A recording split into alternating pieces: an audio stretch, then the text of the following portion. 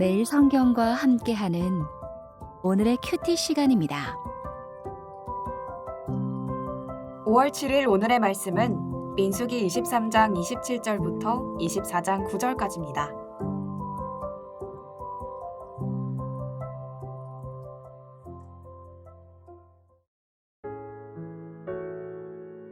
발락이 발람에게 또 이르되 오라 내가 너를 다른 곳으로 인도하리니 내가 거기서 나를 위하여 그들을 저주하기를 하나님이 혹시 기뻐하시리라 하고 발락이 발람을 인도하여 광야가 내려다 보이는 브올산 꼭대기에 이르니 발람이 발락에게 이르되 나를 위하여 여기 7제단을 쌓고 거기 숫송아지 7마리와 순양 7마리를 준비하소서.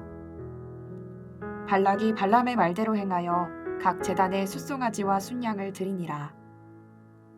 발람이 자기가 이스라엘을 축복하는 것을 여호와께서 선히 여기심을 보고 전과 같이 점수를 쓰지 아니하고 그의 낯을 광야로 향하여 눈을 들어 이스라엘이 그 지파대로 천막 친 것을 보는데 그때 하나님의 영이 그 위에 임하신지라. 그가 예언을 전하여 말하되 브올의 아들 발람이 말하며 눈을 감았던 자가 말하며 하나님의 말씀을 듣는 자 전능자의 환상을 보는 자 엎드려서 눈을 뜬 자가 말하기를 야곱이여 내 장막들이 이스라엘이여 내 거처들이 어찌 그리 아름다운고 그 벌어짐이 골짜기 같고 강가의 동산 같으며 여호와께서 심으신 침향목들 같고 물가의 백향목들 같도다.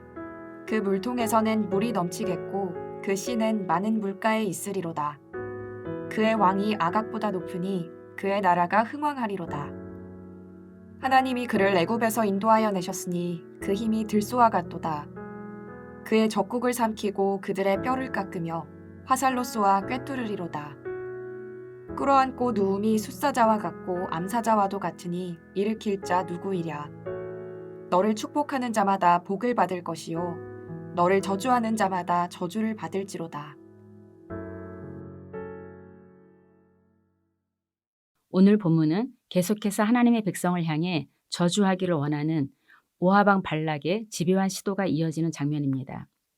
이미 2번이나 저주의 시도가 좌절되었지만 발락은 포기하지 않고 다시 발람에게 장소를 옮겨가면서 이스라엘을 저주하라고 요청합니다.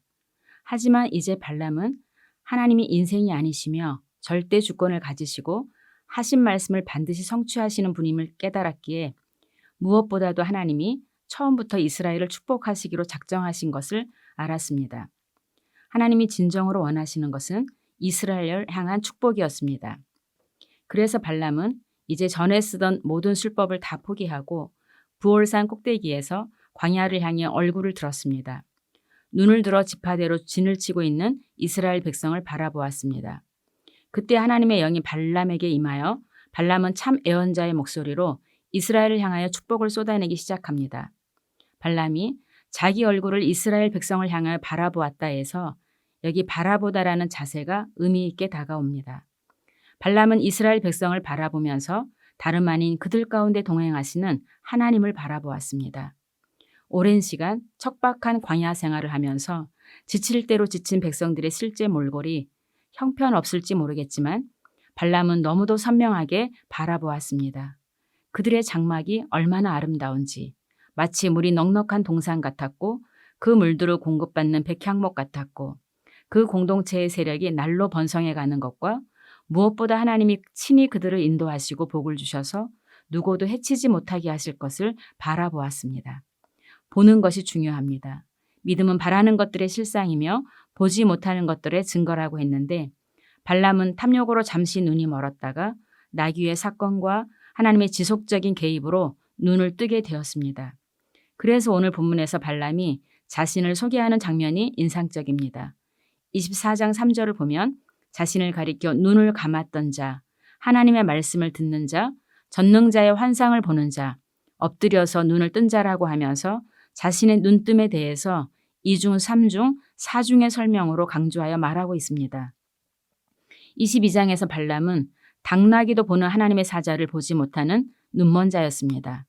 나귀가 입을 열어 말하는 상황까지 되어서야 하나님의 말씀을 듣게 되었고 하나님 앞에 엎드려져서야 비로소 눈을 뜨게 되었습니다. 넘어지고 고꾸라지고 엎드러지는 부끄러운 시간이 있었지만 그 연약함을 딛고 믿음의 눈을 뜨게 된 것입니다.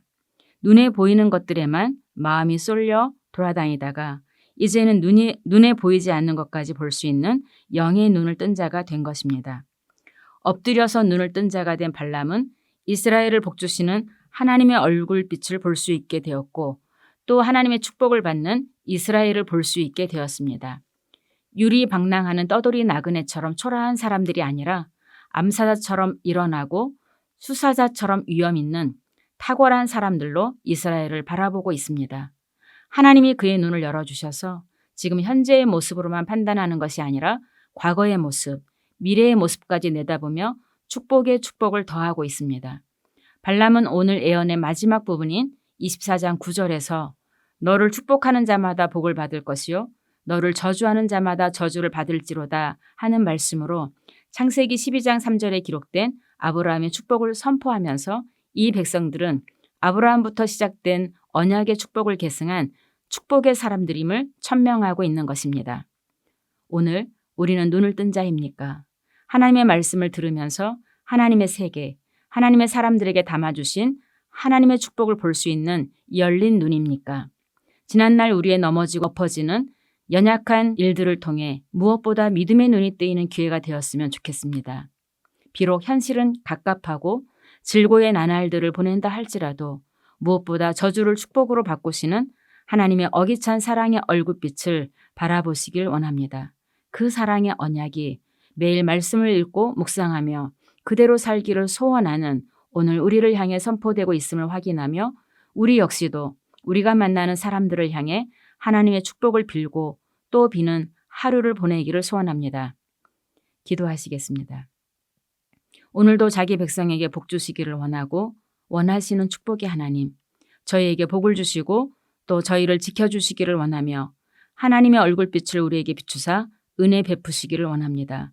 오늘도 실패와 좌절로 엎드러진 주의 자녀들에게 하나님의 얼굴빛을 밝히 비춰주셔서 누구도 빼앗을 수 없는 깊은 평강을 누릴 수 있게 하옵소서.